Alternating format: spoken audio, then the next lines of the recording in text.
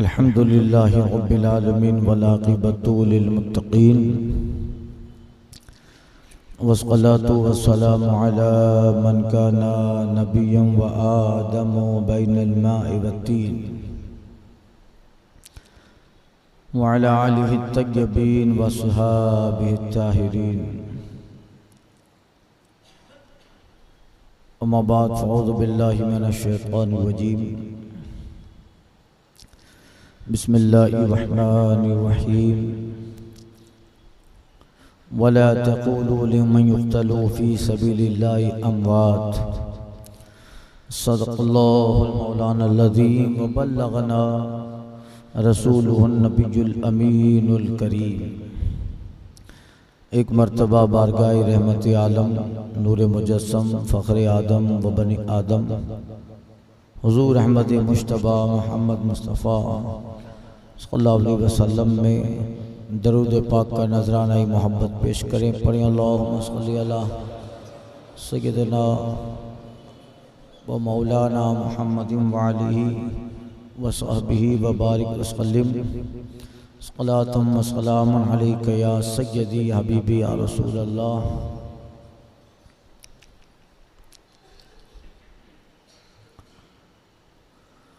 हुसैन सिब्ते पैगंबर हुसैन सरवरे दी बिना-ए कलमा-ए तैयब बिना-ए दीन मती। हुसैन की तरह आज भी कोई नहीं, हुसैन आज भी आँखों के सबकी तारा है। यजीद मोर्चा जीता है जंग हारा है। हुसैन नाम है अर्श बरी के जीने का, हुसैन नाम है राह खुदा में जीने का। हुसैन नाम है खुल्द के सफ़ीने का, हुसैन नाम है खुल्द के जीने का। हुसैन नाम है उम्मत के सफ़ीने का। हुसैन की तरह आज भी कोई नहीं, हुसैन आज भी आँखों के सबकी तारा है। यजीद मोर्चा जीता है जंग हारा है। मौला कायनात की शहादत का जिक्र किया था। आप हिजरी 40 में 21 रमज़ान इस दुनिया से तशरीफ़ ले गए। आज भी आपकी बारगाह वो रहमत व अनवर की बारगाह है, नूर बरसता है। मौलाई कायनात की शहादत के बाद अहले इराक़ ने इमाम हसन मुश्तबा के हाथ पर बैत कर ली। आप भी खुलफ़ाए राशिदीन में है और 6 महीना कुछ दिन हज़रत इमाम हसन मुश्तबा खिलाफत पर मुतमक्किन रहते हैं और हुजूर की हदीस मुकम्मल हुई। हुजूर फरमाते हैं नबूवत है, फिर खिलाफत, फिर इमारत, अमारत, बादशाहत। नबूवत के नहज पर जो खिलाफत है वो खिलाफत राशिदा है। हुजूर ने फरमाया कि 30 साल तक खिलाफत राशिदा होगी। हज़रत अबू बकर सिद्दीक़ से लेकर हज़रत मौला कायनात और इमाम हसन के 6 महीने खिलाफत के मिला लो तो 30 साल ये मुकम्मल हो जाते हैं। चूँकि मौला कायनात के ज़माने में उस्मान गनी के कत्ल को लेकर, कल बताया कत्ल को लेकर जंग सिफ़ीन हुई थी और अमीर मुआविया रज़ी अल्लाह तआला मुकाबिल थे हज़रत मौला कायनात के। तो उसी वक्त से ये सारे मामलात थे। इमाम हसन 6 महीना खिलाफत पे मुतमक्किन रहे और आपने फिर हज़रत अमीर मुआविया को बुलाकर खिलाफत उनके सुपुर्द कर दी और इस तरह 30 साल खिलाफत राशिदा के मुकम्मल हो जाते हैं। एक सुलह कर ली और 2 जंगे, 2 बड़ी फौज जो आपस में टकराने के करीब है, उनको उनके टकराने का जो वक्त हो या आपस में लड़े और दोनों तरफ से मुसलमानों का खून बहे। इमाम हसन मुस्तफ़ा ने कभी ये न चाहा बुलाकर खिलाफत दी, सुलह कर ली, कॉम्प्रो कर लिया। जबकि उस वक्त भी कुछ लोगों को ये बात बहुत खटकी और हजरत इमाम हसन ने अमीर मुआविया को खिलाफत दी तो कुछ लोग नहीं चाहते थे ऐसा हो।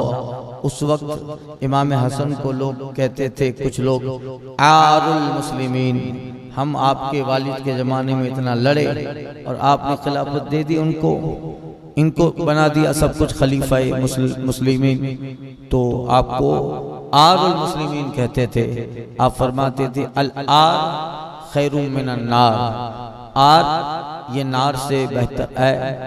किसी ने कहा था हजरत आप फिर जो है सुना है खिलाफत के खासगार है, खिलाफत आप चाहते हैं। इमाम हसन ने कहा कि जिस वक्त अरबों के सर हमारे हाथों में थे, हम जिसको चाहें जिससे लड़ा देते, उस वक्त सिर्फ अल्लाह की रज़ा के लिए मैंने खिलाफत अमीर मुआविया के सुपुर्द कर दी। तो जो खिलाफत अल्लाह की रज़ा के लिए मैंने दे दी है, क्या वो अपने नफ्स के लिए फिर मैं वापस लूँ? यानी कभी भी इस चीज़ को आपने जो है इसकी अहमियत न दी कि खिलाफत हो, बस इस्लाह का जज्बा था। और इतना ज़बरदस्त फ़ायदा हुआ उम्मत को कि अल्लाह अकबर, कई बाद में आने वाली कई जंगें होती जिसमें दोनों तरफ से मुसलमानों के बहुत खून बहते, हज़ारों नहीं लाखों मुसलमान बाद में शहीद हो जाते। इस सारी जंगों और शहादतों और सारे खून रेजियों को आपने रोक दिया। खिलाफत हजरत अमीर मुआविया को देख चंद लोगों को अच्छा न लगा, मगर दोनों तरफ से बड़ी जमात ने सुलह कर ली।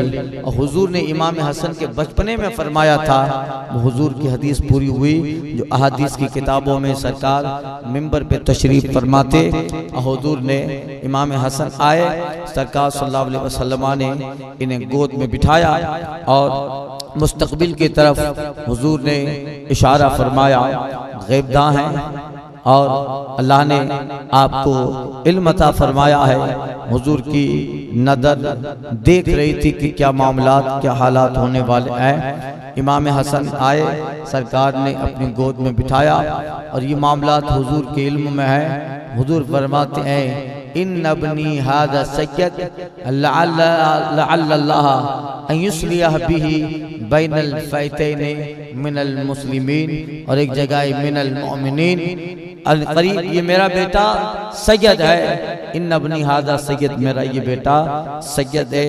और अन करीब अल्लाह ताला इसके हाथ से दो बड़ी मुसलमानों की जमात, देखिए लफ्ज क्या है, बैनल फैतैन मिनल मुस्लिमीन, दो मुसलमानों की जमात। गोया जमात अली भी मुस्लिम है, जमात अमीर मुआविया भी मुस्लिम है। अल्लाह इनके हाथ पर एक बड़ी फतह देगा और अल्लाह इसके हाथ पे दो मुसलमानों की जमातों में सुलह करवाएगा। दो जमातों को इनके हाथ से मुसाहलत मिलेगी। हुजूर का वो फरमान मुकम्मल हुआ। हजरत इमाम हसन रज़ी अल्लाह ताला अन्य खिलाफत दी।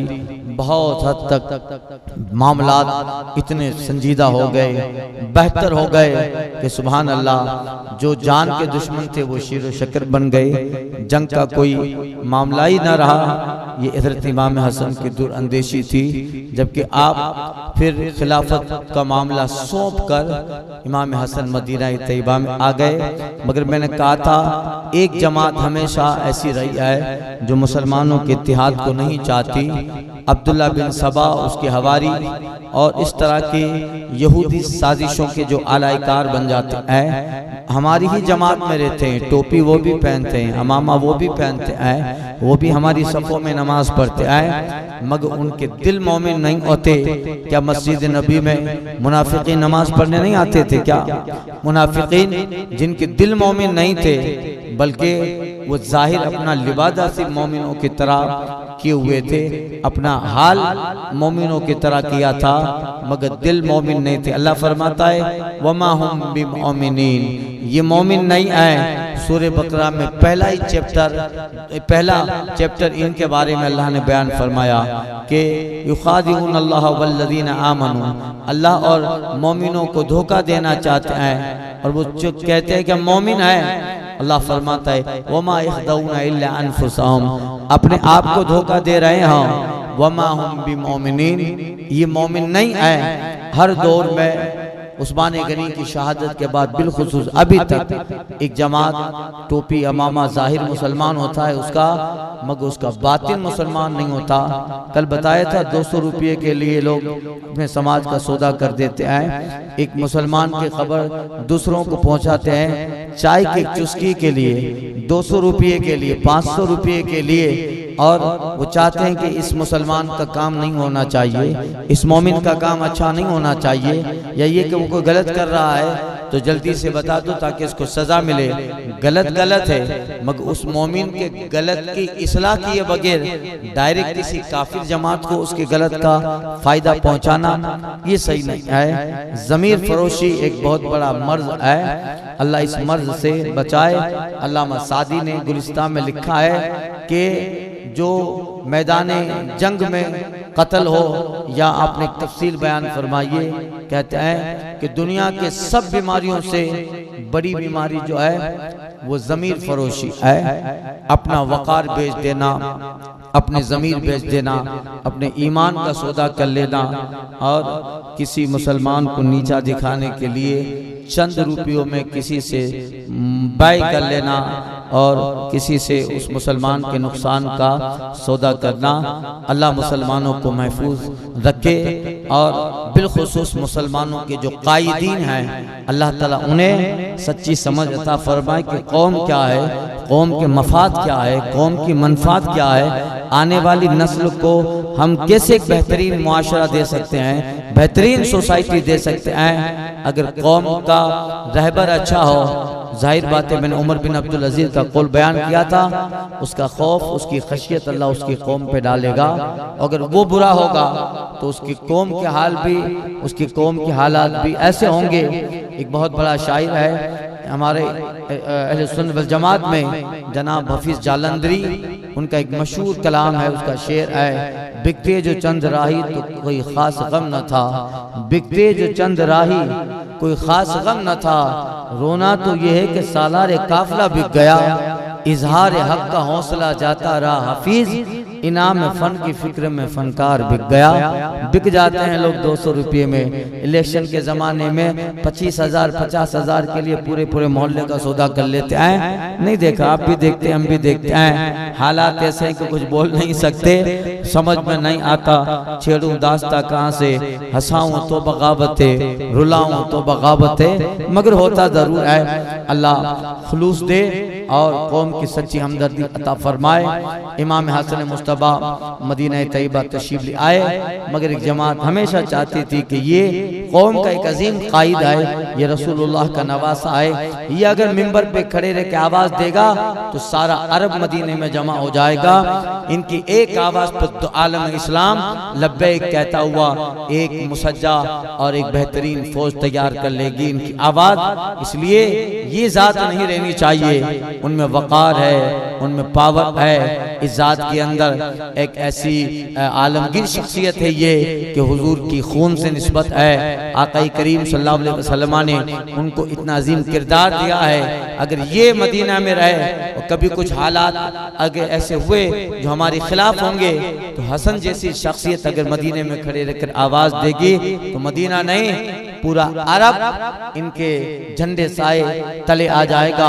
और जब सब लोग मुत्तहिद हो जाएंगे तो यहूद का, नसरानी का, मजूसी का, इस तरह के मुनाफिकीन का काम कैसे होगा। ये ज़ात नहीं रहनी चाहिए, इसकी आवाज़ में तासीर है।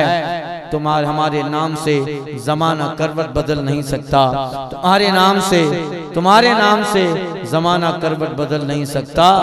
हमारे नाम से आवाज़ दो ज़माने को। अगर हुसैन के नाम से बुलाया, हसन के नाम से दुनिया को बुलाया तो दुनिया दौड़ी चली आएगी। इसलिए ये न रहे। तो कई बार इमाम हसन पे इसी तरह के वार हुए, जहर देकर, कभी शहद में जहर दिया गया, कभी जो है सुराही में, कभी शरबत में जहर दिया गया। मगर सुभान अल्लाह, मदीने में है, आका के हुजरे के करीब ही इमाम हसन का मकान है, गुंबद खजरा। गुंबद खजरा यानी समझाने के लिए कह रहा हूँ, उस वक्त खजरा नहीं था, अबियज था। खजरा तो तुर्कियों के जमाने में हरा गुंबद बना। आका करीम के मवाजा के करीब घर है। जब भी ऐसा होता कि करीबी लोग ही थे जिन्होंने इमाम हसन रज़ी अल्लाह तआला अन्हु पर जानलेवा हमला करने की कोशिश की। जब भी कोई जहर का मामला होता, 3 बार, बाज़ किताबों में लिखा है कि 4 बार जहर दिया गया। मगर जब भी आपको उस जहर की शिद्दत महसूस होती, आप फौरन रसूलुल्लाह की बारगाह में तशरीफ ले जाते और हुजूर की बारगाह में अदब से बैठते, खड़े रहते, दुआ करते। तो हुजूर की बारगाह में उस दुआ से फौरन जहर का असर जिस्म हसन मुस्तफा से जाहिर हो जाता, इमाम हसन के जिस्म से जाहिर हो जाता। जाहिर बात है कि बारगाह मुस्तफा की है, ये नवासा मुस्तफा का है, ये घर मुस्तफा का है, ये बेटा मुस्तफा का है, ये शहजादा मुस्तफा का है। तो हुजूर का कुर्ब है कि नहीं? ये नवासा अभी बहयात है, और जो कब्र में नाना है वो भी हयातुन नबी है, वो सारे हालात से वाकिफ हैं। और क्यों ना हो, मुस्तफ़ा जाने रहमत की तो ये बारगाह है कि मदीना ही एक ऐसी चीज, एक ऐसा नक्शा है मोमिनों के लिए। उसके हर गम का इलाज मदीना है, हर गम का इलाज मुस्तफ़ा जाने रहमत की तुरबते अनवर है। इमाम हज़रत ताजदार अहले सुन्नत सरकार मुफ्ती आदम हिंद फरमाते हैं कि है ज़हरे मासी का तैबा ही शिफा खाना। ये वो बारगाह है, 2 बार 3 बार आए, मगर आखिर में इमाम हसन को हीरे की कनी होती है ना, उसमें पीस कर, उसमें जहर मिलाकर हीरे की कनी को बिस्कुट पाउडर बनाकर आपकी सुराही, आपके शरबत के उस सुराही में वो डाला गया। और जब आपने पिया तो जिगर टुकड़े टुकड़े होने लगा। और फिर आप हुजूर की बारगाह में पहुंचते हैं। मगर चूंकि इस कदर शदीद हवार था और इस कदर शदीद किस्म का जहर था कि घर वाले आ गए, इमाम पाक आ गए, इमाम हुसैन आ गए और अहले बैत अतार आ गए। और इमाम हसन हजरत इमाम हुसैन से कहते हैं कि भाईजान, अभी मेरे जाने का वक्त है, यानी अब यकीन हो गया कि मौत का वक्त करीब है और ये बहाना बना है। हकीकत में चाहते तो नेचुरल डेथ होती, मगर इन सबको मकाम शहादत देना है। किसी को घोड़े पे गिर जाए काफिर की और किसी मुनाफिक की तलवार लगे तो शहादत मिले, इन्हें इस तरीके से शहादत दो ताकि ये भी शहीदों के जुमरे में क़यामत के दिन उठाए जाएं। इमाम हसन मुस्तफा इमाम पाक को नसीहत करते हैं। घर वालों में से कुछ कहते हैं, हजरत आपको मालूम है आपको जहर किसने दिया? अहले सुन्नत की मोतबर किताबों में लिखा हुआ है। इमाम हसन कहते हैं कि मेरे गुमान में है जो जिसने जहर दिया, अगर वही है तो फिर तुमसे ज्यादा, मुझसे ज्यादा बदला लेने वाली जात मुंतकीम हकीकी तो अल्लाह है, वही बदला लेगा। मगर मेरे जहन में जिसका तस्वुर है कि मुझे जहन उसने दिया है, और अगर वो न रहा तो फिर मेरी वजह से बेकसूर मारा जाए, मैं ये कभी न चाहूँगा।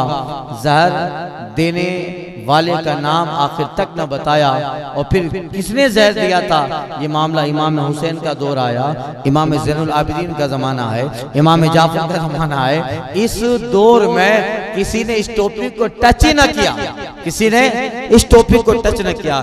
जबकि वाक़या जिस जमाने में होता है ताज़ा, उस वक्त तहकीक आसान होती है। बताओ उस जमाने में तो किसी ने कहा ही नहीं कि इसने जहर दिया, उसने दिया। अब ये 1300-1400 साल के बाद ये घूम रहे हैं कि इसी ने दिया था, इसी ने दिया था।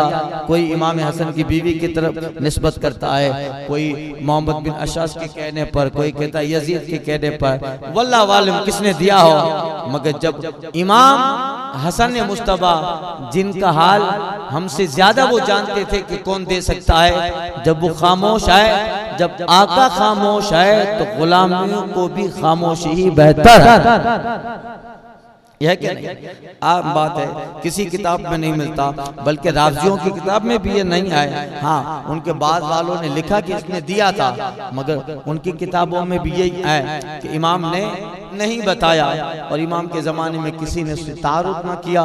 इमाम हुसैन का दौर आया, इसने दिया था मारो, उसने दिया था, मगर चूँकि इंसाफ है और अल्लाह की बारगाह में जा रहे हैं, वो डर है इमाम हसन मुस्तफा को कि सुभान अल्लाह कि मेरे जहन में जो है अगर वो है तो फिर हम क्या बदला लेंगे। मुंतकीम हकीकी तो अल्लाह की ज़ात है, और अगर वो नहीं है और उसका नाम मैंने बता दिया तो मेरी वजह से एक बेकसूर मारा जाएगा। अल्लाह अकबर। आप शहादत का जाम पी लेते हैं जन्नतुल बकी में, जनाब ज़हरा के करीब आपको दफनाया गया। राकीबे दोशे पैगंबर हैं हुसैन, राकीबे दोशे पैगंबर है हुसैन, जन्नती जवानों के सरदार हैं हुसैन। राकीबे दोशे पैगंबर है हसन, जन्नती जवानों के सरदार है हसन। अल्लाह अकबर। इमाम हसन मुस्तफा की ज़ात भी एक बहुत अजीब और आला किस्म की ज़ात है। हुजूर ने उन्हें जो नेमतें दी थी, सुभान अल्लाह। इमाम अहले सुन्नत कहते हैं ना, दस्तगीर हर दो आलम कर दिया सिफ्तैन को, दस्तगीर हर दो आलम कर दिया सिफ्तैन को। ऐ में जा, ऐ में कुर्बान, जाने जा अंगूष्ठ क्या ली हाथ में, अंगूष्ठ क्या ली हाथ में। मदीने की गलियों में रसूलुल्लाह इमाम हसन को घुमा रहे हैं, इमाम हुसैन को घुमा रहे हैं। कोई कह सकता है नाना है, नवासों से मोहब्बत होती है, उंगली दे रहे हैं। हकीकत में ये उंगली पकड़कर हसन को चलाना, हुसैन को मदीना में चलाना, लोग समझे कि नाना है तो प्यार है, ये चला नहीं रहे हैं, ये चलाकर रसूलुल्लाह आने वाले दौर में इन्हें ये ताकत दे रहे हैं कि जमाना तुमको चलाना है, तुम्हें दस्तगीर बनना है। इन्हें वो फन दे रहे हैं कि उंगली पकड़कर आने वाले वक्त में अपने नवासों को दस्तगीर जमाना कह रहे हैं। इसलिए मेरा इमाम कहता है, दस्तगीर हर दो आलम कर दिया हसनैन को, दस्तगीर हर दो आलम कर दिया हसनैन को। ऐ मैं कुर्बान, जाने जा अंगूष्ठ क्या ली हाथ। मालिक के कौनैन है, गो पास कुछ रखते नहीं, दो जहां की नेमतें हैं इनके खाली हाथ में। और कहते हैं कि सर पे साया फिगन हो, वो परचमे हिलाली झूम कर, सर पे साया फिगन हो, वो परचमे हिलाली झूम कर। जब लिवाउल हम्द ले उम्मत का वाली हाथ में, हश्र में क्या क्या मजे वारफ्तगी के लूं रजा, लौट जाऊं पाके वो दामाने आली हाथ। इमाम पाक के बाद चूंकि हजरत अमीर माविया को खिलाफत दे दी, और हजरत अमीर माविया ये साहबी रसूल कातिब वही इलाही, आप हजरत अबू बकर सिद्दीक के ज़माने में उनके जो भाई थे वो जो है वहाँ दमिश्क के गवर्नर बने। उनके बाद हजरत फारूक आजम के ज़माने में उनके भाई के बाद, उनके इंतकाल के बाद दमिश्क के हाकिम हजरत अमीर मुआविया हुए। फारूक आजम ने भी उनको उसी ओहदे पे बरकरार रखा, और फिर उस्मान गनी का ज़माना आया, उसी ओहदे पे रहे, और उस्मान गनी ने फिर अपने दौर में पूरे शाम का हाकिम हजरत अमीर मुआविया को बना डाला। तो इस तरह आप तकरीबन 20 साल पूरे शाम पर, दमिश्क पर बहसियत हाकिम रहे, और फिर इमाम हसन के खिलाफत के सुपुर्द करने के बाद 20 साल बहसियत बादशाह आदिल आप रहे। इस तरह 40 साल आपने अपनी हुकूमत के इस उम्मत को अता फरमाए, और इसमें जो आपने जबरदस्त काम किया, बहरी जहाज बनवाए, बेड़े बनवाए, और अफ्रीका, कभी जो है अजरबैजान, कभी कहाँ अमीर मुआविया की सरकर्दगी में लश्कर इस्लाम कहाँ कहाँ फैला था। बहरी जहाज़ों से आपके लश्कर मुल्क से निकलकर मुशरिकीन और कुफार की ज़मीन में पहुँचे हैं, और एक बहुत बड़ा रकबा आपने यहूद व नसारा और मुशरिकीन से लेकर उस रकबे, उस ज़मीनों, उन मुल्कों पे रसूलुल्लाह का परचम हिला लिया, नाफिज़। इतना जबरदस्त काम सैयदना अमीर मुआविया का। वो बेवकूफ अमीर मुआविया का नाम भी नहीं लेता। हकीकत में अल्लाह इन जहन्नमी कुत्तों से अपने हबीब के सहाबी का नाम नहीं लेवाना चाहता। वो अमीर मुआविया की दुश्मनी में अमीर मुआविया नहीं कहते, क्योंकि मुआविया का माना भी बहुत अच्छा होता है। अमीर तो अमीर है, तो वो कहते हैं अमीर शाम। क्या कहते हैं? अमीर शाम। बेवकूफ, जिसको तू अमीर शाम कह रहा है जिल्लत के लिए, तौहीन के लिए, याद रख कयामत उसी शाम में लगने वाली है। उसी शाम में कयामत लगेगी जिस शाम का अमीर अमीर मुआविया है। और जो शाम में उस जमीन पे कामयाब हो गया, वही कामयाबी के साथ जन्नत में जाएगा। तो जिस जमीन पे कयामत होगी और वहां की कामयाबी ही जन्नत की कामयाबी है, तो तू जरा वहां पता चलेगा कि जिस अमीर शाम को पुकार पुकार के गालियां देता था, आज वही जमीन जहां हश्र के मैदान में खड़ा है, जहां जन्नत और दोज़ख सामने है, जिस जमीन पे खड़ा है, इस जमीन का 40 साल से कोई हाकिम था तो अमीर मुआविया था। वो अल्लाहु अकबर। इमाम हसन मुज्तबा की शहादत के बाद बड़े एहतमाम के साथ आपने अपने सारे, चूँकि बहुत सारी तफसील भी हो सकती है इसमें, मगर बहुत सारी बातें जो अहले सुन्नत वल जमात की किताबों से हैं और जो हमारे बुजुर्गों ने बयान किया है वहीं, ताकि कभी कभी बहुत ज़्यादा तफसील भी बंदे के लिए कंफ्यूजन का शिकार बन जाती है। बस हम अभी राफ़ज़ियत के दौर में इतना समझ लें कि अमीर मुआविया जन्नती हैं, साहबी रसूल है। और आला हज़रत का मसलक क्या है? वो मसलक ये है कि चाहे अमीर मुआविया हो, चाहे हज़रत आयशा हो, इनसे जो जंग अली की हुई, इन दोनों जंगों में अली हक पे था और हक अली के साथ। अली हक पे थे और कभी भी हजरत अमीर मुआविया अली को नहीं पहुंच सकते। आला हज़रत ने लिखा है कई सालों तक अमीर मुआविया का घोड़ा दौड़ता रहे तो अली के घोड़े की टाप तक नहीं पहुंच सकेगा। यह है मकाम अली, फर्क मरातिब बेशुमार, हक बदस्ते हैदर करार, मगर मुआविया भी मोमिनों के सरदार, तान उन पर भी लाने फुज्जार। आला हज़रत के फतह और रज़िया की इबारत है। अल्लाह ताला हिदायत अता फरमाए और हज़रत अमीर मुआविया रज़ियल्लाहु ताला अन्हु आप जो है सरकार के आशिक, और एक ज़बरदस्त काम आपने भी जो है इस्लाम अहले इस्लाम के लिए किया।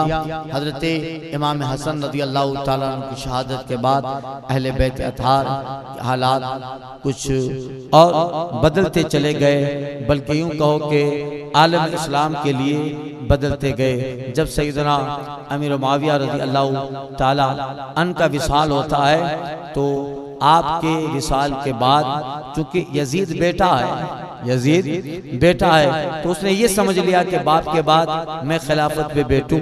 जबकि किताबों में अहले सुन्नत वल जमात की किताबों में है कि हजरत अमीर मुआविया रज़ियल्लाहु ताला अन्हु ने यजीद को सख्त ताकीद की थी। जबकि ये वो वक्त था कि उसका शराबी होना आम लोगों पे जाहिर नहीं हुआ था, उसका फांसी को फाजिर होना आम लोगों पे जाहिर न था।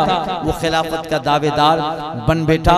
हजरत अमीर मुआविया चूंकि एक सहाबी है और उनका अपने बेटे पे मुकम्मल तसल्लुत है, और उनके सामने तो जाहिर बात है कि वो कभी भी बुराई को तो पसंद न करेंगे, बुराई को देख नहीं पाएंगे, बुराई को जो है कभी पसंद न करेंगे।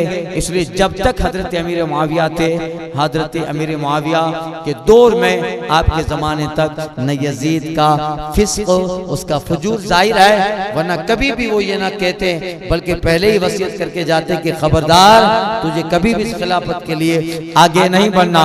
मगर बंदा है, बंदे के पास जब इक़्तिदार आता है, बंदे के पास जब सल्तनत आती है, दौलत का जब अंबार लग जाता है, इमाम गजाली ने अपनी किताब में लिखा है कि दौलत आती तो है मगर फरेब लेके आती है, मगर खौफ खुदा को अपने से निकाल देती है। दौलत आती तो है मगर नाफरमानियां लेकर आती है। तख्त इक़्तिदार का नशा, कुर्सी का जज्बा, लोगों के अंदर कायद बन के और सरदार बनने का जो जज्बा है, ये जज्बा अगर कभी अच्छा ख्याल हो तो अच्छा है, मगर अक्सर जिसे अल्लाह बचाए वरना यही इक़्तिदार लोगों के लिए गुमराही का सबब बन जाता है। यही तख्त है जो लोगों के लिए जहन्नम की कुर्सी बन जाया करता है। यही इक़्तिदार है जो लोगों के लिए मुसलमानों के कत्ल के बाइस, बेगुनाहों के कत्ल के बाइस, यही तख्त व ताज उसके लिए खुदा के गजब का शिकार बन जाता है। हाँ, अगर तख्त पे बैठने वाला इंसाफ पसंद हो और वो इस पे बैठ के अल्लाह की मखलूक की खिदमत करना चाहता है तो फिर अल्लाह हदीस पाक में उससे 2 अजर देगा। आम लोगों को 1 अजर मिलेगा, उसे अल्लाह 2 अजर से सरफराज करेगा।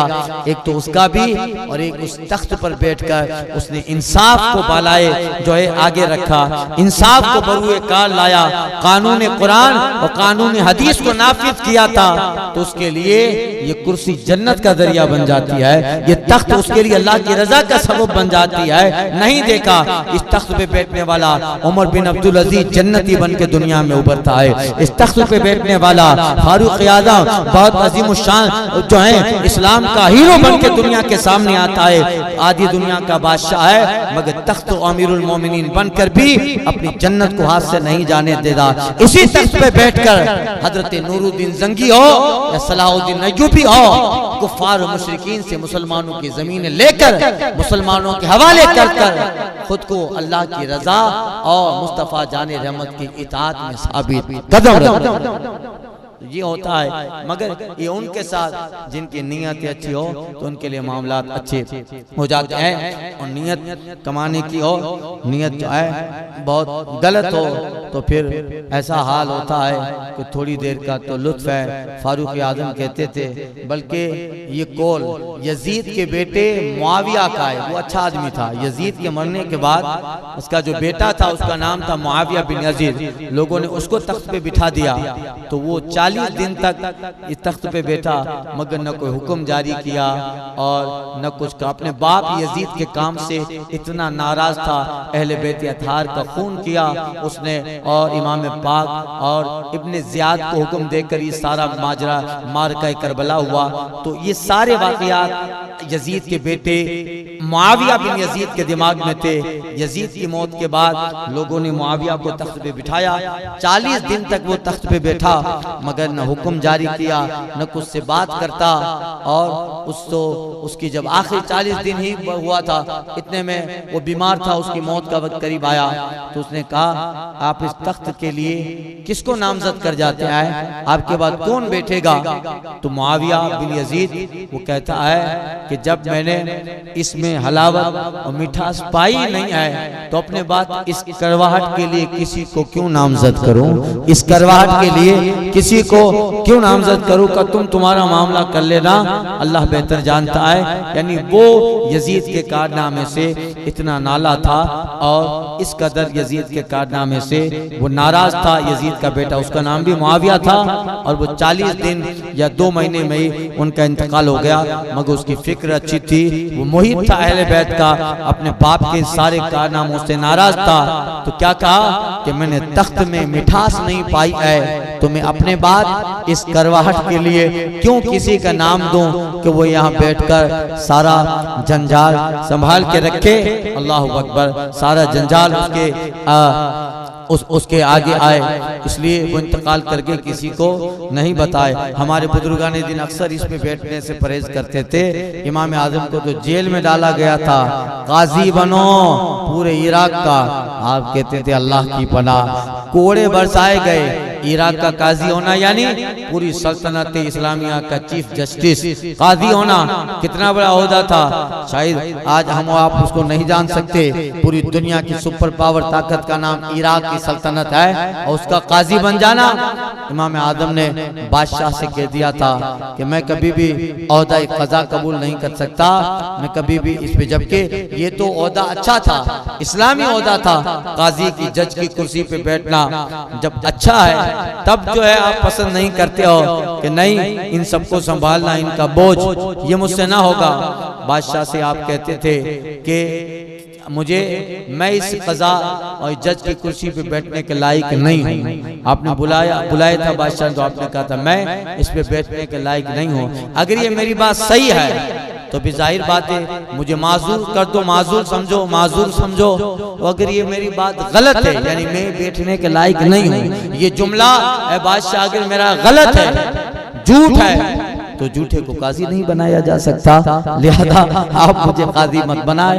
मगर बादशाह अपने पॉलिटिकल फायदे चाहता था, बहुत चारों तरफ उसकी सल्तनत है और सल्तनत में भी उतार चढ़ाव नशीब व फराद आता था। और इमाम आदम इमामुल अइम्मा है, इतनी बड़ी जात है कि इराक और ईरान और पूरी आगे आसपास की सारी सल्तनतें अबू हनीफा की इल्म के कायल है। अगर हमारी सल्तनत का काजी अबू हनीफा बनेगा तो लाखों करोड़ों इनके मानने वाले, इनके फॉलोवर हैं, वो खुद ब खुद हमारी सल्तनत के सपोर्टर और मुअय्यद बन जाए। कहीं पर भी अपना फायदा नहीं छोड़ते हैं ये लोग।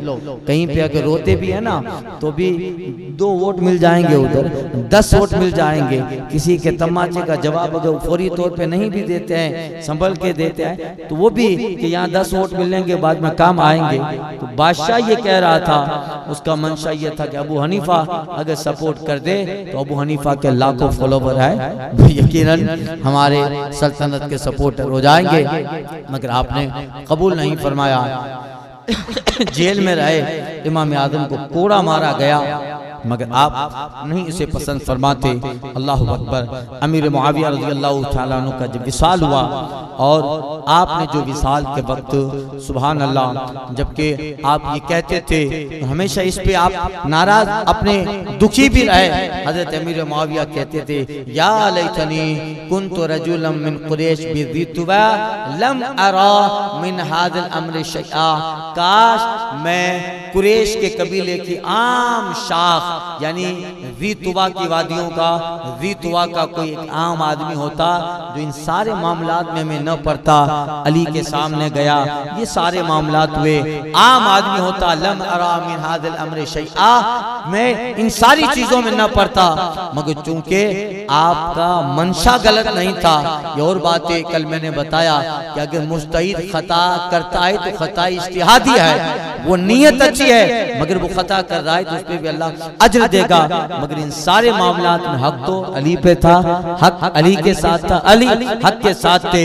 मगर सुभान अल्लाह, जनाब अमीर मुआविया इस कदर इंसाफ पसंद और इस कदर हुजूर का इश्क था कि जब विसाल का वक्त करीब आया ना, तो आपने अपनी जेब से पोटली निकाली, थैली निकाली, उसमें सरकार के मुँह मुबारक है, सरकार के नाखून पाक है। आपने अपने करीबी लोगों से कहा कि जब दफन करने लगो तो इन सारी चीजों को मेरी कब्र में रख देना। ये सरकार के नाखून और बाल है मेरे आंखों पर और मेरे सीने पे, मेरे कफन के नीचे मेरे सीने पे रख देना। का हुजूर ये क्यों कह रहे हैं? यहाँ तक हुजूर की लुंगी शरीफ भी थी, बात रिवायतों में आया है कि ये क्यों कह रहे हैं। कहते हैं अल्लाह मुझसे पूछेगा, मुआविया बता दुनिया के इतने साल गुजार के आए हो, क्या लेके आए हो? अगर अल्लाह हश्र में पूछेगा, मैं अपने अमल न पेश करूं, मैं अपने रोजे और नमाजें न पेश करूं, शायद वो कबूल हो ना हो, मगर मैं अल्लाह की बारगाह में कहूंगा, मौला कुछ लेके आया ना आया, मगर दुनिया से तेरे महबूब के बाल अतर लेके आया हूँ, तेरे महबूब के नाखून अतर लेके आया हूँ। और अल्लाह अपने महबूब से वो प्यार करता है। मुझे उम्मीद नहीं, मुझे यकीन है कि मुस्तफ़ा के तबर्रुक के बदले में अल्लाह मुआविया की बख्शिश फरमाए। इतने बड़े जलील कद्र साहबी, उनकी बहन रसूलुल्लाह के निकाह में है, इसीलिए मौलाना रूम ने इनको खालुल मोमिनीन कहा है, मोमिनों के मामा। रसूलुल्लाह की बीवियां हमारी क्या होती है? माई होती है, और माँ का भाई क्या होता है? मामू होता है। तो इनकी बहन यानी हजरत अबू सुफियान की साहबजादी, हजरत अबू सुफियान की साहबजादी अमीर मुआविया की बहन उम्मे हबीबा, ये रसूल पाक सल्लल्लाहु अलैहि वसल्लम के निकाह में है और मोमिनों की खालुल मोमिनीन कहा गया। हजरत अमीर मुआविया रज़ियल्लाहु ताला अन्हु को अल्लाहु अकबर। आपके बाद यजीद तख्त का दावेदार हुआ, और चूंकि आदमी जब दुनिया परस्त हो जाता है ना, और जब किसी एक मैटर में बंदा सोचता है तो फिर उसी मामले में उसकी सोच बड़ी मजबूत होती है। यजीद ने देखा कि इस वक्त पूरे आलम में जहाँ लोग जिसको फॉलो करते हैं, जिसकी तरफ लोग रागिब होते हैं, चंद जातें थी वो मदीना में थी। एक इमाम पाक है, एक हजरत अबू सईद खुदरी है, एक हजरत अब्दुल्ला बिन अब्बास है, एक हजरत अब्दुल्ला बिन उमर है और हजरत अब्दुल्ला बिन जुबैर है। ये चंद शख्सियतें वो हैं जो मदीने में बड़े सहाबा में है और पूरी दुनिया आलम इस्लाम इनकी तरफ टच है, इनको फॉलो करता है और इनसे बिलोंग करता है। इनकी बात वो बड़ी अहम है। तो जाहिर बात है इतना बड़ा सपोर्ट मिल जाए तो छोटे मोटे लोगों को तो चंद लालच देकर कुछ भी देकर अपना मौयत अपना सपोर्ट कर लेना आसान है। बड़े लोग, एक आदमी आए तो उसके पीछे हजारों लोग खुद ब खुद सपोर्ट करने लगे। तो यजीद ने शाम में तख्त पर बैठा अमीर मुआविया के बाद अपने खिलाफत का ऐलान किया और शाम के आसपास इलाकों में नुमाइंदे भेजे और सबसे पहले उसने एक कासिद भेजा मदीना में। मदीना का गवर्नर था वलीद बिन उक़बा। उसके पास खत पाया यजीद का। खत में लिखा था ये लोग हैं, यानी अब्दुल्ला बिन अब्बास, अब्दुल्ला बिन उमर, हुसैन बिन अली, इनसे बैत लो और ये अगर यजीद की बैत करें, इसका मतलब क्या है, यजीद को अमीरुल मोमिनीन मान ले, खलीफा मान ले, बादशाह इस्लाम मान ले, सपोर्ट करें तो ठीक है। क्योंकि जानता था इनका सपोर्ट अगर मिल गया तो आधा आलम इस्लाम बल्कि पूरा आलम इस्लाम वैसे ही सपोर्ट में आ जाएगा। तो मेरी सल्तनत के मुखालिफत करने वाला कोई रहेगा ही नहीं। फिर कुछ भी कहूँ कुछ भी करूँ कौन रोकेगा? जब मेरा सपोर्टर हुसैन रहेगा, मेरी बैत करने वाला अब्दुल्ला बिन जुबैर है, मेरी बैत करने वाला अब्दुल्ला बिन अब्बास है, फारूक आजम के बेटा अब्दुल्ला बिन उमर जब मुझे सपोर्ट करेगा और मुझे बादशाह मानेगा तो आलम इस्लाम में कौन इनकार कर सकता है? जाहिर बात है अगर हुसैन कह देते सारे लोगों से या मदीने में या कहीं हुसैन छोटी सी तहरीर भी लिख देते कि मैंने यजीद के हाथ में बैत कर लिया है, अमीर मुआविया जिनको मेरे भाई ने खिलाफत दे दी थी वो अपने वक्त के सही हैं, मगर उनके बाद अब उनका बेटा यजीद तख्त पे बैठा है, मैं उनकी खिलाफत को मानता हूँ, उन्हें बादशाह इस्लाम मानता हूँ। हुसैन का ये एक जुमला सारी दुनिया को यजीद के कदमों में डाल सकता था, सारे आलम इस्लाम को उसके कदमों में डाल सकता था। इसलिए हुसैन की तायद वो बड़ी अहमियत रखती थी। हुसैन का सपोर्ट ये बहुत सेंसिटिविटी वाला मामला था। वलीद ने बुलाया रात को इमाम पाक को, देखिए अमीर मुआविया का इंतकाल हो गया है, खिलाफत पर यजीद ने दावे का हक कर दिया है और आप वो चंद लोग हैं उनका नाम है, आप जो है यजीद की बैत के लिए क्या कहते हैं? इमाम पाक ने कहा पहली बात तो देखो मैं कभी भी यजीद को खलीफा तस्लीम नहीं कर सकता उस बुनियाद पर जो उसकी खबरें मुझ तक पहुंची है वो फासिक व फाजिर है, मैं इसकी बैत नहीं कर सकता। दूसरी बात, खिलाफत का हकदार अमीर मुआविया का मामला अलग था कि मेरे भाई हसन ने उन्हें खिलाफत दे दी थी, मुसालत हो गई थी और उस सुलह में बेशुमार फवाइद थे कौम मुस्लिम के, वो मामला अलग था। मगर ऐ वलीद ऐ अमीर मदीना, कादी मदीना, ऐ वलीद तुम्हें मालूम है कि उन सब से ज्यादा खिलाफत का हकदार बनु हाशिम है और बनु हाशिम में अगर कोई खिलाफत का सबसे हकदार है तो हुसैन बिन अली। अल्लाह। लिहाजा पहली बात तो ये, और दूसरी बात कि मेरे जैसा आदमी इस छोटी सी गवर्नर हाउस में छोटे से छुपके से बैत कर ले, तुम लिख दो फिर वहां खत पहुंचे कि हुसैन ने बैत कर ली, यहाँ तो किसी को पता ही ना हो, लिहाजा ये मुझसे ना होगा। हाँ आप बाहर आए, बाहर आकर मदीने वालों को जमा कीजिए और कहिए कि बैत कर ले। जाहिर बात है ऐसा अगर होता तो फिर कोई बैत के लिए राजी ना होता, जंग हो जाती तो ऐसा हो नहीं सकता था। इमाम पाक निकलने लगे, उसी वक्त दरबार में मरवान खड़ा था। मरवान ने कहा ओ वलीद देखो ये जा रहे हैं हुसैन, अगर इस वक्त बैत ना करें तो कत्ल कर दो, इसके बरखिलाफ इसके बाद जो लश्कर लेके आएंगे तो उनसे निपटना बड़ा मुश्किल होगा। वलीद ये बात सुनकर मरवान से कहता है तेरी माँ तुझ पे रोए, ए इब्ने ज़रक़ा तू कैसा मशवरा देता है, सिर्फ यजीद की बैत न करने पर मैं हुसैन बिन अली के कत्ल का जो है ऑर्डर जारी करूं, उसके कत्ल का फरमान जारी करूं। वल्लाह इससे बेहतर तो मेरा मर जाना बेहतर है, और तेरे मशवरे पे तुफ है, तेरे मशवरे पे मुझे अफसोस होता है। इमाम पाक रज़ियल्लाहु ताला अन्हु निकल गए। थोड़ी देर हुई तो फिर हुकूमत के मदीना ही में चंद लोग जो यजीद के सपोर्टर थे उसको बुलाया गया कि क्या करें। तो चंद लोग आकर कहते हैं ऐसा कीजिए, चलो फिर से बुलाते हैं। उस वक्त पहली मीटिंग में बहुत सारे लोग हाजिर नहीं थे, अब बुलाते हैं। दोबारा बुलाया तो अब दोबारा जो मीटिंग थी उसमें मरवान इब्न हकम भी था और भी बहुत सारे लोग थे। कहा चलो बैठते हैं कुछ, मगर इमाम हसन को, इमाम पाक इमाम हुसैन को बुलाने के लिए भेजा। दूर अंदेश है इमाम पाक, समझ सकते हैं कि ये मामला बड़ा संगीन है। और एक आदमी जो यजीद की खिलाफत के लिए रोड़ा बना हुआ है, मैं यानी यजीद की खिलाफत के लिए रुकावट हूँ, तो एक आदमी को या चंद मदीने के आदमियों को कत्ल करना यजीद के लिए कोई बड़ी बात नहीं है, चूंकि वो बादशाह बन बैठा है और बहुत सारे ममालिक ने उसका सपोर्ट किया है। इसलिए अगर मैं मीटिंग में इस वक्त गया रात को और मैंने तो इनकार ही करना है और इनकार किया तो उसी वक्त मेरे कत्ल का प्लान लोग बनाकर बैठे हैं। ये सारी खबरें इमाम को पहुंची थी। इमाम के पास रात को कासिद आया कि चंद लोग गवर्नर हाउस में जमा है, आइए आप को बुलाते हैं। इमाम पाक ने कहा भी रात बहुत हो गई है, मैं सुबह देखता हूँ। उसको वापस भेज दिया कि सुबह देखते हैं। और इमाम पाक ने उसी वक्त रात को अपने सारे साथियों को उठाया, अपने घर वालों को और अपनी शहजादियों को कहा चलो। कुछ लोग तो डर गए, आपके घर वाले, आपकी बीवी साहबा के हजरत इस वक्त सामान पैक नहीं हुआ, कहाँ जाना है? कहा जितना भी आ सकता है सामान ले लो, जरूरियात की चीजें, फौरन निकलो, मदीना छोड़ना है। तो हुजूर हुआ क्या? तो बस हुआ यह है कि अगर सुबह तक हम मदीना से न निकले तो सुबह के बाद हमारे जिस्म, हमारे लाशें, हमारे मैयतें जन्नतुल बकी में दफन कर दी जाएंगी। लोग ज्यादा सवाल नहीं कर पाते इमाम पाक से, क्योंकि समझ सकते कि इमाम पाक ने जो कहा उसमें बेशुमार हिकमतें होगी। इसलिए अभी कोई तफसील से पूछने का वक्त नहीं आया। फौरन घर वाले जितने थे वो जमा हो गए और जमा होकर जितना भी सामान जरूरियात के लिए सफर था उसको लिया।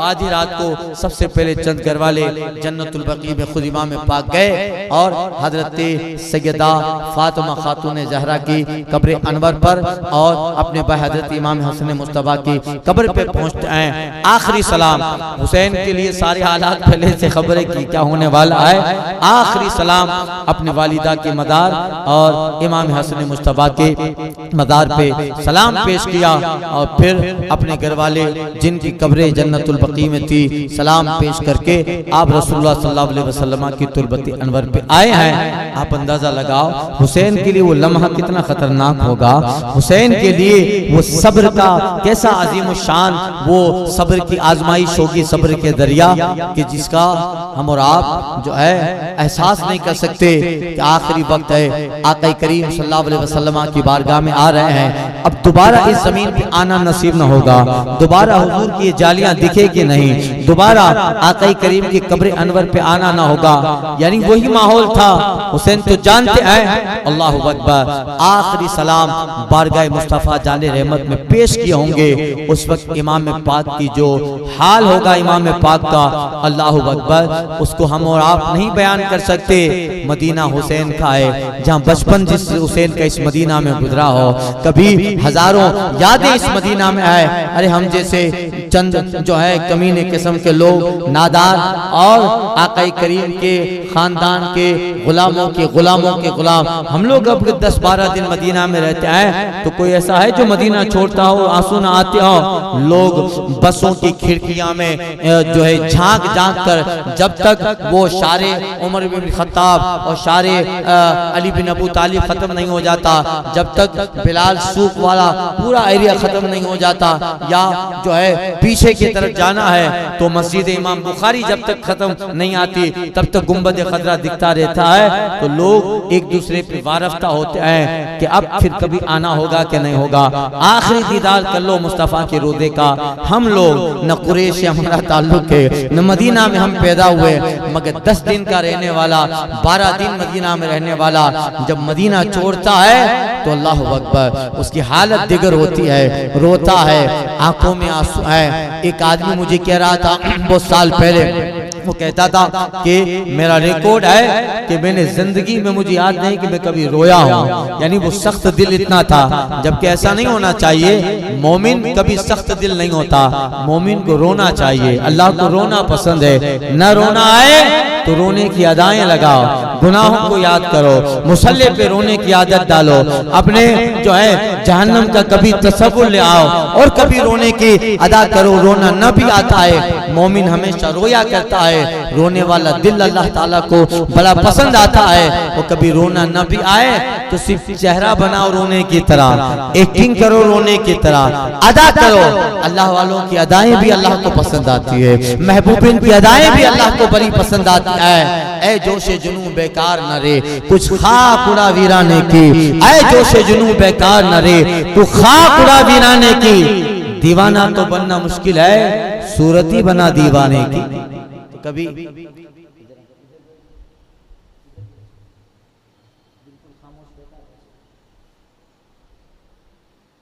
आका करीम सल्लल्लाहु तआला अलैहि वसल्लम की दुरूद शरीफ पढ़िए। एक मुझे बीमारी है, जब तवज्जो बढ़ती है तो भूल जाता हूँ।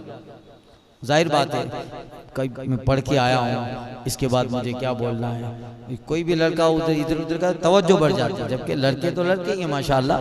मगर ये मेरा फॉल्ट है, इसका फॉल्ट नहीं है, तो बच्चा है, इसका फॉल्ट नहीं है, मेरा फॉल्ट है। जब कोई इधर उधर करता है, अभी कब से रुमाल हिला रहा है, तो मेरी तवज्जो उसी तरफ जा रही है। तो ये मेरी बीमारी है, इस बच्चे का कोई कसूर नहीं है। तो माशाल्लाह मेरा शागिर्द है, मेरे दारुल में पढ़ता है, सलीम बापू के काजी गुजरात के दारुल मनोहर ख्वाजा में। तो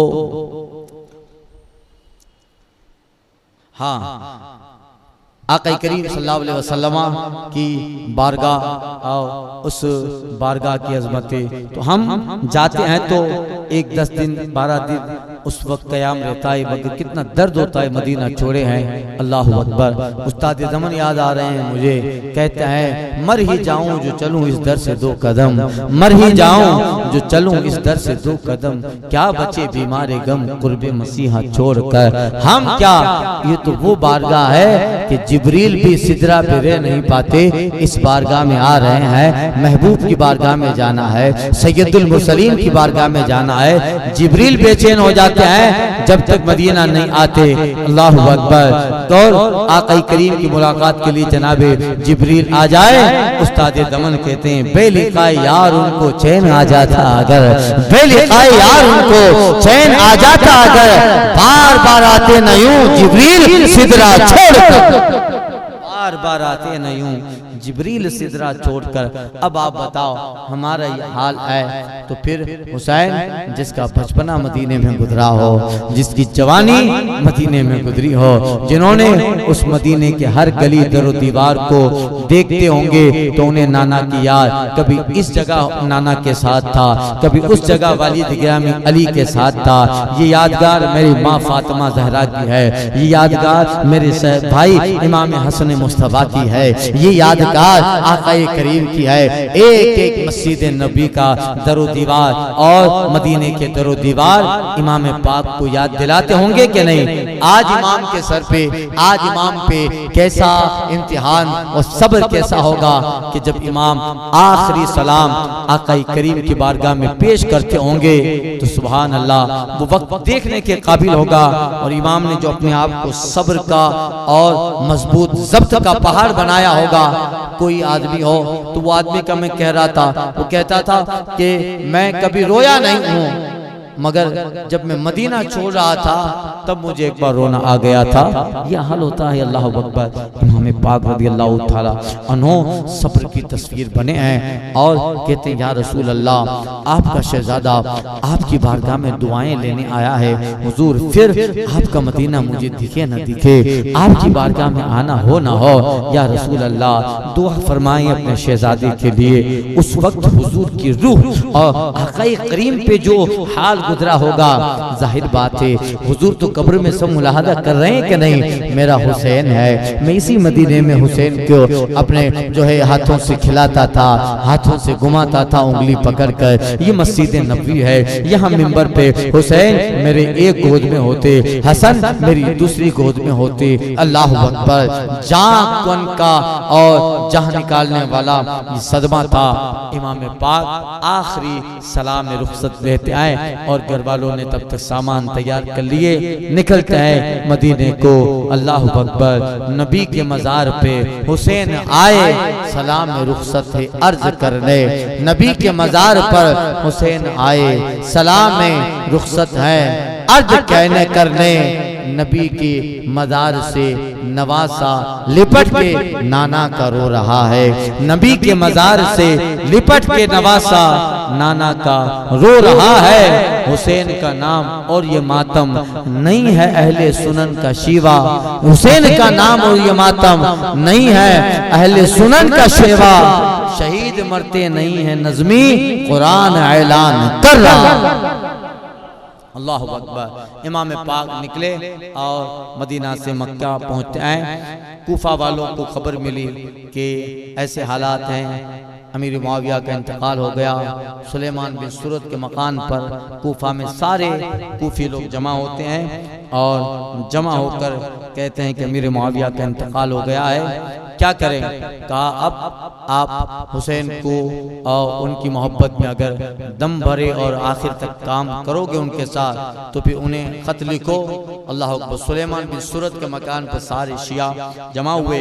अमीर मुआविया के वफात की खबर बेखुशी मनाई और इमाम पाक को खत लिखा, हमारे पास कोई रहबर नहीं है और यजीद की तरफ से गवर्नर नौमान बिन बशीर है, मगर हम उसके पीछे नमाज नहीं पढ़ते। आप आ जाएं, हम उसको निकाल देंगे और हम यजीद की बैत करना नहीं चाहते। आप आए।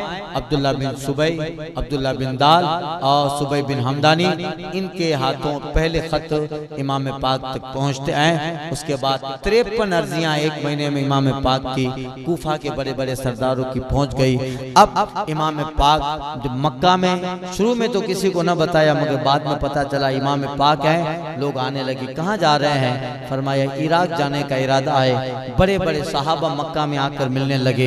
हजरत अबू सईद खुदरी, अबू बाकिर लैसी, अब्दुल्ला बिन अब्बास, अब्दुल्ला बिन उमर कि हुजूर आप इराक जा रहे हैं अचानक, कब जाना है। बहुत सारे लोग तो इमाम पाक से मुठभेड़ करने लगे, नहीं जाने देंगे। हाकिम मक्का जो था अमर बिन सईद, वो और बाद में उसका भाई यहिया बिन सईद जो था उसने भी परवाना दिया था न जाएं, मगर इमाम पाक आए कि हाकिम मक्का अमर बिन सईद के लश्कर से भी लिपट गए। कहा नहीं मुझे जाना है। तो हुजूर इस वक्त आप क्यों जिद पर है, आपको मालूम है इराकियों का हाल क्या है। आपके वालिद के साथ क्या मामलात आए थे कि उनके तलवारें, उनके जो दिल है वो दिल दूसरी तरफ है, उनकी तलवारें और उनके हालात आप अपने वालिद मौलाई कायनात के ज़माने से जानते हैं। हुजूर मत जाएं। सहाबा इसरार कर रहे थे, यहाँ तक कि आपके ख़ानदान के हज़रत अब्दुल्ला बिन जाफ़र तैयार, जो बाद में उनको पता चला तो मदीने से मक्का आए। मक्का से आप निकल चुके थे, आपको रास्ते में उन्होंने पाया तो हुजूर अब्दुल्ला बिन जाफ़र यानी इमाम पाक की बहन जनाब ज़ैनब के शौहर और ओनो मोहम्मद के वालिद जाफ़र तैयार के बेटे हैं और इनके बेटे ओनो मोहम्मद जाफर तैयार के पोते हैं। और जाफर तैयार ये हजरत अली मौलाई कायनात के भाई हैं, जाफर बिन अकील, जिनके ताल्लुक से हुजूर ने फरमाया था ये तैयार है, यानी जाफर वो हैं कि अल्लाह ने उन्हें जन्नत के महलों में परवाज अता फरमाई। परवाज करते हैं जन्नत में, तैयार परवाज करने वाला, इसीलिए एरोप्लेन को अरबी में तैयारा कहा जाता है, परवाज करने वाला, और जमीन पे चलने वाला सैयारा, वो तैयारा।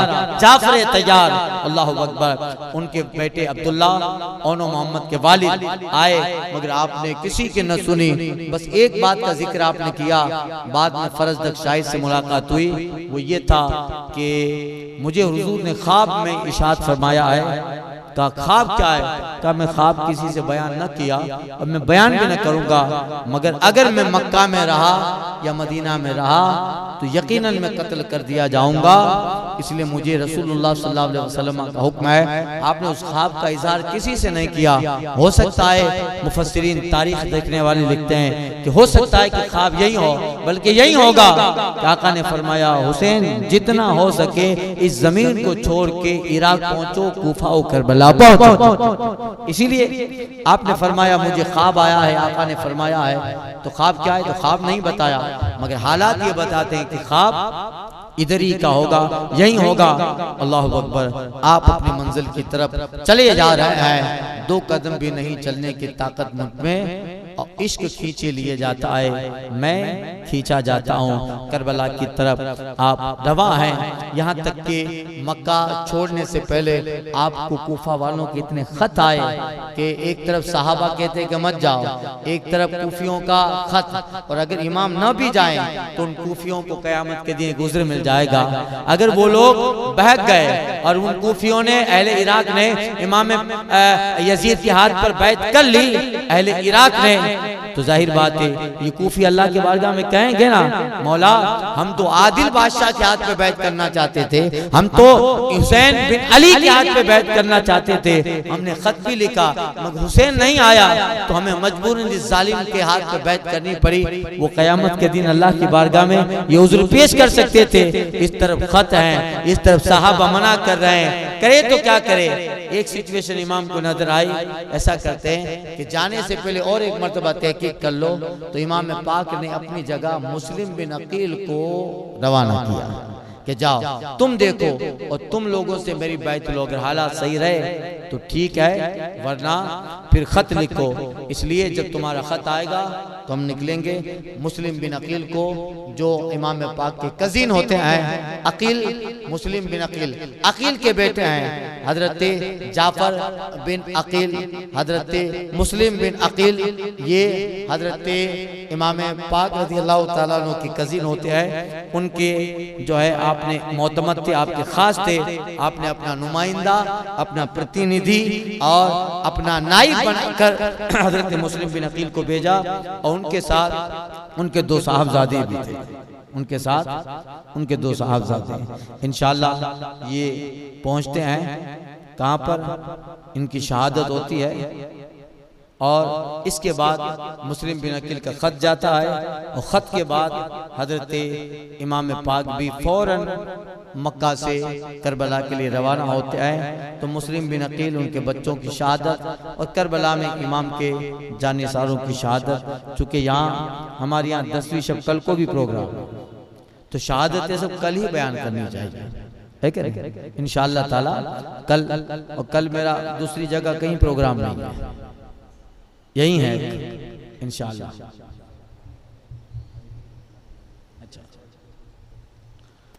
दुरूद पाक पढ़ें, अल्लाहुम्मा सल्ली अला सय्यदना मौलाना मुहम्मदिन वालिहि व बारिक वसल्लम।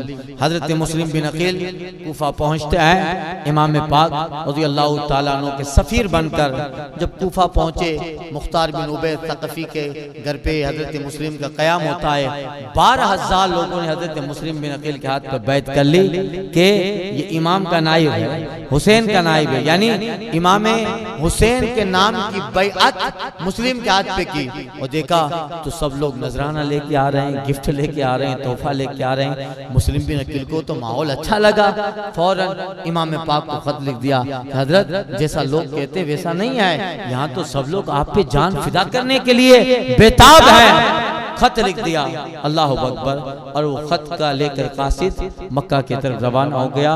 अचानक यहाँ हाल बिगड़ा, और एक गवर्नर जो था नौमान बिन बशीर, उसने सिर्फ इतनी नसीहत, अच्छा आदमी था वो, मगर उसने नसीहत की कि लोगों हालात को मद्देनजर रखो, इस तरह खुल्लम खुल्ला मुस्लिम बिन अकील की बैत लेना, हुसैन से हुसैन की बैत लेना मुस्लिम बिन अकील के हाथों पर, और यजीद को खबर मिलेगी कि तुमने उसको छोड़कर हुसैन की बैत कर रहे हो तो वो जाबिर आदमी है, तो अगर ये सब करना है तो छुप के करो।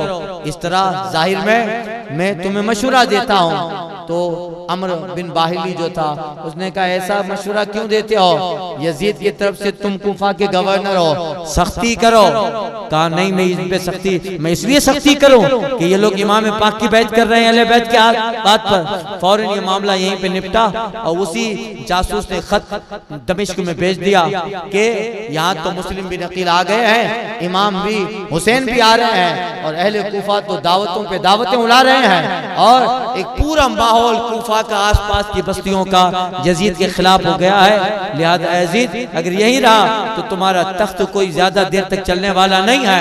यजीद जब वो खत पढ़ता है गाग बगौला हो गया और खत में लिखा था कूफा का गवर्नर नोमान बिन बशीर है, वो सुस्त आदमी है और वो हुसैन और उनके मतवाले और उन्हीं की तरह है, उन्हीं के सपोर्ट में है। ऐसा आदमी भेजो जो सख्त हो, तुम्हारे खिलाफ जो भी काम हो यहाँ उसके ऊपर एक्शन ले, बल्कि ऐसा आदमी हो कि जो लोगों को ए यजीद तुम्हारी बैत लेने पे उभारे और इनकार करने पे कत्ल कर दे।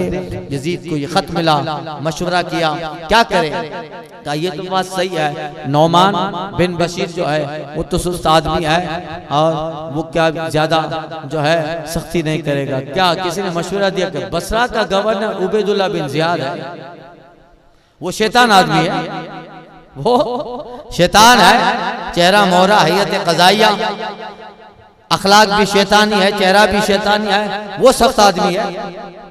हाँ वो सही रहेगा। फौरन बसरा का गवर्नर के लिए यजीद ने खत लिख दिया, फौरन बसरा की गवर्नरी छोड़ो और नया गवर्नर नामा तुम्हारे लिए लिख देते हैं, अब तुम कूफा के गवर्नर हो। खत ये इब्ने ज़ियाद को पहुंचा तो इब्ने ज़ियाद ने अपनी जगह अपने भाई उस्मान बिन ज़ियाद को बसरा का गवर्नर बनाया और फौरन गवर्नर बनकर वो कूफा के रास्ते पे चल पड़ा। चूंकि इस वक्त मुस्लिम बिन अकील कूफा में आ गए थे और पूरा माहौल यजीद के खिलाफ था। अगर यजीद इब्ने ज़ियाद ऐसे ही जाता तो मार दिया जाता, क्योंकि एक आग भड़क रही है ना यजीद के खिलाफ। तो अब क्या करें, अंधेरे में रात को शाम का वक्त हुआ तब वो कूफा में दाखिल होने का इरादा करता है, मगर कूफा के रास्ते अलग थे। एक रास्ता ये था, देखिए यहाँ से कोई बंदा आता था तो ये समझ लिया जाता था कि ये बंदा हिजाज से आया है, हिजाज यानी मक्का मदीना से आ रहा है। एक रास्ता उधर है, अगर कोई बंदा इस रास्ते से कूफा में दाखिल होता तो पता चलता कि शाम से आया है, दमिश्क से आया है, रास्ते बने हुए थे। तो वो चूंकि इतने दिनों से इमाम मुस्लिम ने खत भी लिख दिया था और लोगों में खबर भी फैली थी कि खत पहुंच गया होगा, हुसैन आ रहे होंगे, तो शोर था इमाम के आने का।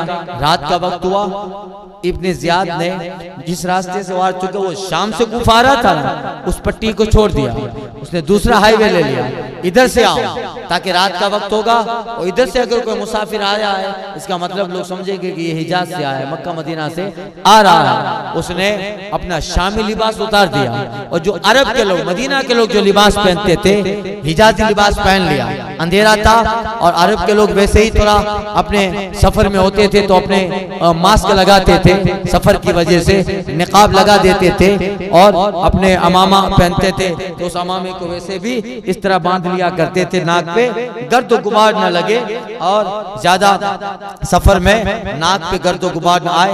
अपना हिजाजी लिबास पहन लिया, शामी लिबास उतार कर और उस रास्ते को इख्तियार किया। लोगों को क्या लगेगा कि इमाम के आने की खबर है, कभी भी हुसैन आ सकते हैं, और उसने दूसरे सिपाहियों को कहा तुम अलग रास्ते से चले जाओ।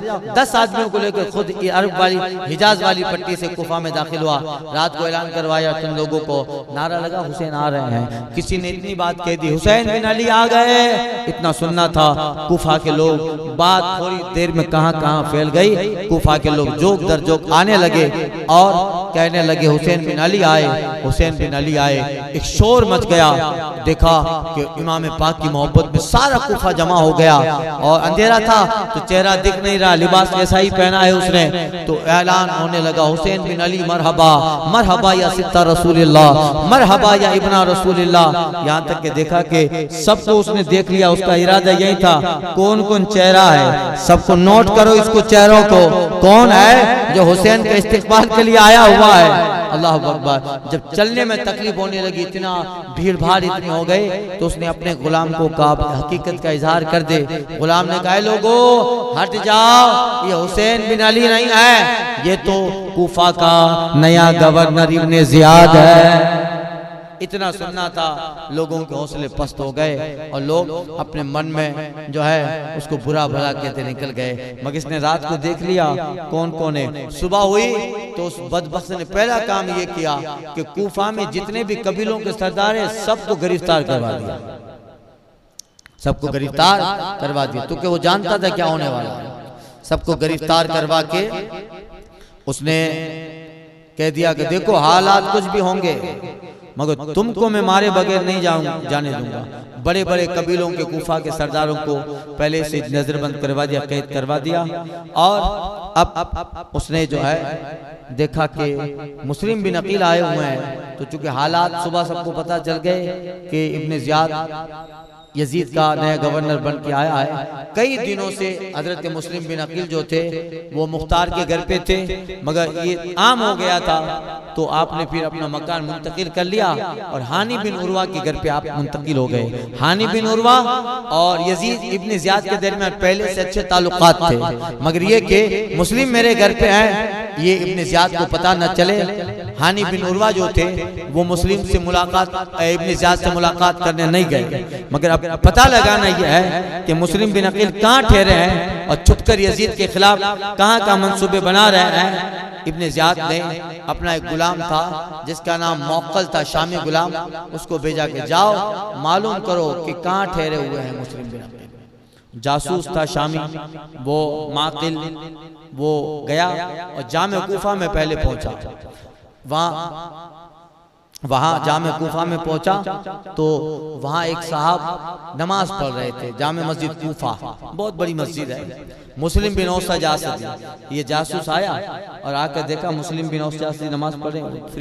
फ्री हुए तो कहा कि मैं शाम से आया हूँ, अहले बैत अतहार का चाहने वाला हूँ, मुझे पता चला है यहाँ कोई शाम से मदीने से बुजुर्ग आए हैं, अहले बैत पाक से हैं। मैं अहले बैत पाक का बता मुरीद हूँ, पक्का चाहने वाला हूँ, मुझे बताइए मेरे पास कुछ दिनार है, उन्हें गिफ्ट करना चाहता हूँ। मुस्लिम बिन औस जासूसी कहते हैं या मस्जिद में और भी बहुत सारे लोग थे, तुमने मुझसे क्यों पूछा कि कौन कहाँ रुके हैं अहले बैत के वो फर्ज जो आए हैं? का मैं इसलिए पूछ रहा हूँ कि आपके चेहरे से पता चल रहा है कि आप मुही पे अहले बैत मालूम होते हो।